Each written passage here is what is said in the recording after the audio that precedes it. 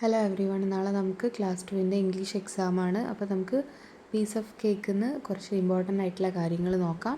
അപ്പോൾ എല്ലാവരും ചാനൽ ആദ്യമായിട്ട് കാണുന്നവർ സബ്സ്ക്രൈബ് ചെയ്യാൻ മറക്കരുത്.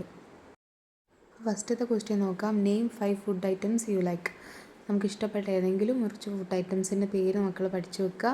അപ്പോൾ ഞാനിവിടെ കൊടുത്ത എന്താണ്, ഹൽവ, ബിസ്ക്കറ്റ്, ദോശ, ബിരിയാണി, ഇഡ്ഡലി, ലഡ്ഡു, പിസ്സ. അപ്പോൾ ഏതെങ്കിലും എളുപ്പമുള്ള ഒരു 5 നിങ്ങൾ പഠിച്ചു വെച്ചോളൂ. നമുക്ക് അറിയില്ല, ഇങ്ങനെ വേണമെങ്കിലും ചോദിക്കാം. ഏതെങ്കിലും ഒരു ഫുഡ് ഐറ്റംസ്, നമുക്ക് അറിയുന്ന ഏതെങ്കിലും ഫുഡ് ഐറ്റംസിൻ്റെ പേര് മക്കളെ എഴുതാം. അപ്പോൾ എഴുതാൻ വന്നാൽ എന്തായാലും മക്കൾ ശ്രദ്ധിക്കുക. അപ്പോൾ ഫുഡ് ഐറ്റംസ് പഠിച്ചു വെക്കുക. ഇനി അടുത്തത് നോക്കാം നമുക്ക്. അടുത്ത ക്വസ്റ്റ്യൻ വരുന്നത് എന്താണ്, റീ അറേഞ്ച് ദ സെൻറ്റൻസസ്. അപ്പോൾ നമ്മൾ വില്ലേജ് ഓഫ് ബേർഡ്സ് എന്ന ചാപ്റ്ററുമായിട്ട് ബന്ധപ്പെട്ട് നമുക്ക് കുറച്ച് സെൻറ്റൻസസ് തരും. അപ്പോൾ നമുക്കതിനെ കഥയെല്ലാം അറിയാം. അപ്പോൾ അതിനനുസരിച്ചിട്ട് വേണം അത് ആദ്യം വരുന്നത് ഏതാണ്, പിന്നെ വരുന്നത് ഏതാണ്, അതൊന്ന് അറേഞ്ച് ചെയ്ത് കൊടുക്കാൻ. അപ്പോൾ ആ ഒരു ക്വസ്റ്റ്യനാണ് നമുക്ക് ചെയ്യാൻ പോകുന്നത്. അപ്പോൾ എല്ലാവരും ശ്രദ്ധിക്കുക. അപ്പോൾ സെൻറ്റൻസസ് ഒക്കെ ഞാനിവിടെ കൊടുത്തിട്ടുണ്ട്. ഒന്നാമത്തെ എന്താണ്, the hen was brooding over it eggs. അവിടെ എന്താണ്, ഹെൻ എന്താ ചെയ്യുന്നത്, മുട്ട വിരിയിക്കാൻ വേണ്ടിയിട്ട് നോക്കുകയാണല്ലേ. അടുത്ത എന്താണ്, രണ്ടാമത്തേത് one day Goldie and the chicks went near the river. ഗോൾഡിയും ചിക്സും കൂടി എങ്ങോട്ട് പോയി, റിവറിൻ്റെ അടുത്തേക്ക് പോയി. മൂന്നാമത്തെ എന്താണ്, in my childhood the river was very clean and clear. എൻ്റെ ചൈൽഡ്ഹുഡിൽ റിവർ വളരെ ക്ലീനും ക്ലിയറുമായിരുന്നു. ഇത് ആരാണ് പറഞ്ഞത്, മക്കൾക്ക് ഓർമ്മ ഉണ്ടോ? ഗ്രാൻഡ് പേ ആണല്ലേ പറയുന്നത്. അടുത്ത എന്താണ്, Twinkle and Dimple were collecting feathers. ടിങ്കിളും ഡിംപിളും എന്താ ചെയ്യുന്നത്, ഫെതേഴ്സ് കളക്ട് ചെയ്യാൻ വേണ്ടി പോയില്ലേ, അവിടെ നിന്നല്ലേ അവർക്ക് എഗ്സ് കിട്ടുന്നത്. നാലാമത്തെ എന്താണ്, people started cleaning the river. അവിടുത്തെ ആളുകൾ എന്താ ചെയ്തത്, റിവറൊക്കെ ക്ലീനാക്കിയതിന് ശേഷമല്ലേ റെയിൻബോ ബേർഡ്സൊക്കെ അങ്ങോട്ട് വരാൻ തുടങ്ങിയത്. അപ്പോൾ ഇതൊക്കെ നമുക്ക് എന്താക്കണം, ഒന്ന് ഓർഡർ ആക്കിയിട്ട് എഴുതണം. അപ്പോൾ എന്തായിരിക്കും ആദ്യം സംഭവിച്ചത്, മക്കളൊന്ന് ആലോചിച്ച് നോക്കൂ.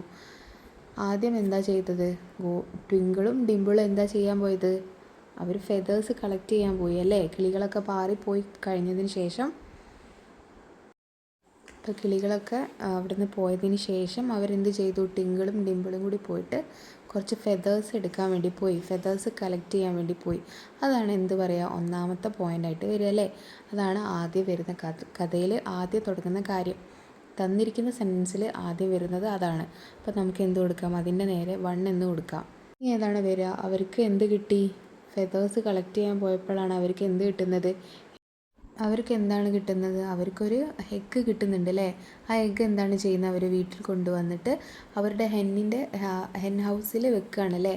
അപ്പോൾ ഹെൻ എന്ത് ചെയ്യുകയാണ്, അവിടുത്തെ ഹെൻ എന്താണ്, ആ മുട്ടയും കൂടി ആ എഗ്ഗും കൂടി ഹെന്നിൻ്റെ അടുത്തേക്ക് വെക്കുകയാണ്.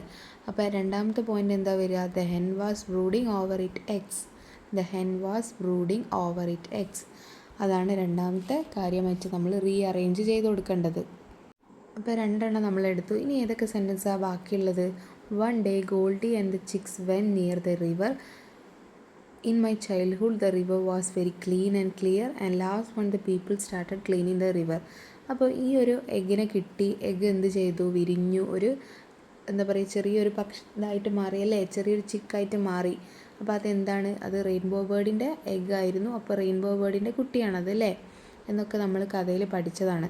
അങ്ങനെ എന്ത് ചെയ്യാൻ തുടങ്ങി, ഒരു ദിവസം ഗോൾഡി എന്താ ചെയ്തത്, റിവറിൻ്റെ അടുത്തേക്ക് പോയി. അപ്പോൾ റിവർ എന്തായി കിടക്കുകയാണ്, വളരെ മലിനമായി കിടക്കുകയാണ്. അപ്പോൾ ഗോൾഡി എന്താ ചെയ്യുന്നത്, റിവറിൽ ഇറങ്ങി സ്വിമ്മൊക്കെ ചെയ്യുന്നുണ്ടല്ലേ. അപ്പോൾ എന്താ മൂന്നാമത്തെ പോയിൻ്റ് എന്താ വരിക, one day Goldie and the chicks went near the river. അപ്പോൾ റിവറിൻ്റെ അടുത്തേക്ക് പോകുന്നുണ്ട്. അപ്പോൾ ആ കാര്യമാണ് എന്താണ് മൂന്നാമത്തേതായിട്ട് നമ്മൾ എഴുതി കൊടുക്കേണ്ടത്. അടുത്ത എന്താണ്, ഇനി 2 സെൻറ്റൻസും കൂടിയേ ഉള്ളൂ. In my childhood the river was very clean and clear and the people started cleaning the river.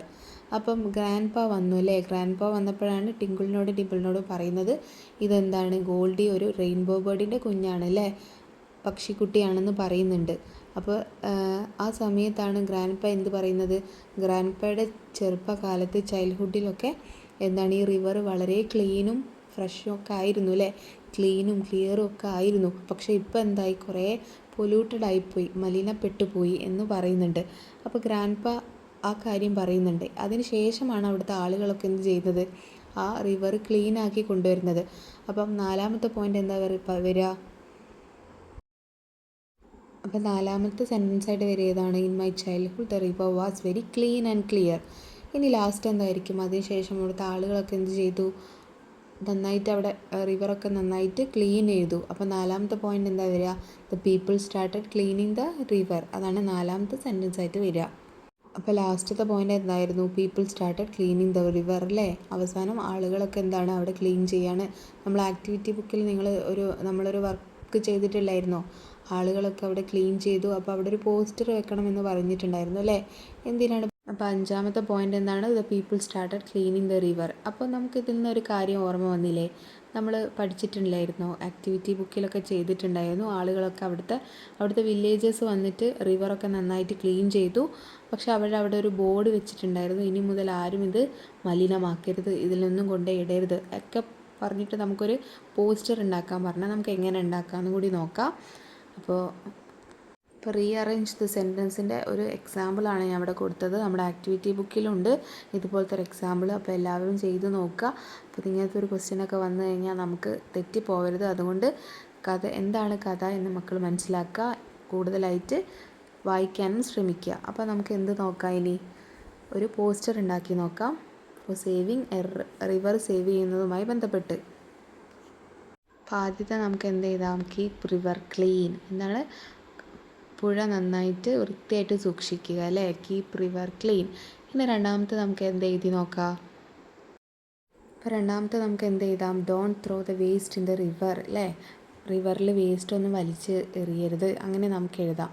ഇനി എന്താണ്? റിവറിലൊക്കെ നമ്മൾ വേസ്റ്റ് ചെയ്ത് കഴിഞ്ഞാൽ നമുക്ക് ആ റിവറിലെ വെള്ളമൊക്കെ എന്താവുകയാണ്? പൊല്യൂട്ടഡ് ആയി പോവുകയാണ് അല്ലേ? മലിനപ്പെട്ട് പോവുകയാണ്.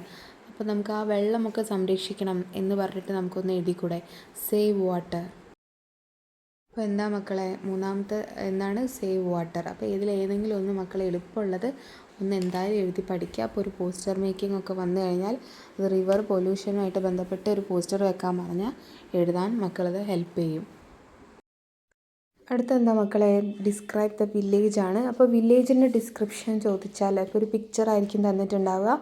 ആ പിക്ചർ നോക്കി നമുക്കൊരു വില്ലേജിൻ്റെ ഡിസ്ക്രിപ്ഷൻ തന്നാൽ എങ്ങനെയൊക്കെ എഴുതാം? This is my village. My village is Harithagiri, അല്ലെങ്കിൽ my village name is Harithagiri. There are many houses in the village and there are many trees around the village. There is a river in the village. My village is full of coconut trees and green fields. My village is a beautiful village and I like my village. ഇത് ഞാൻ കുറേ sentence ഉൾപ്പെടുത്തിയിട്ടുണ്ട്. ഏതെങ്കിലും 2 3 മക്കൾക്ക് കഴിയുന്ന വിധത്തിൽ പഠിച്ചേക്കുക. എളുപ്പമുള്ള sentence നോക്കി പഠിക്കാൻ ശ്രമിക്കുക. അപ്പോൾ ഇതാണ് വില്ലേജിൻ്റെ ഒരു ഡിസ്ക്രിപ്ഷനാണ്. അപ്പോൾ എല്ലാവരും നന്നായിട്ട് പഠിക്കുക, എക്സാം എഴുതുക.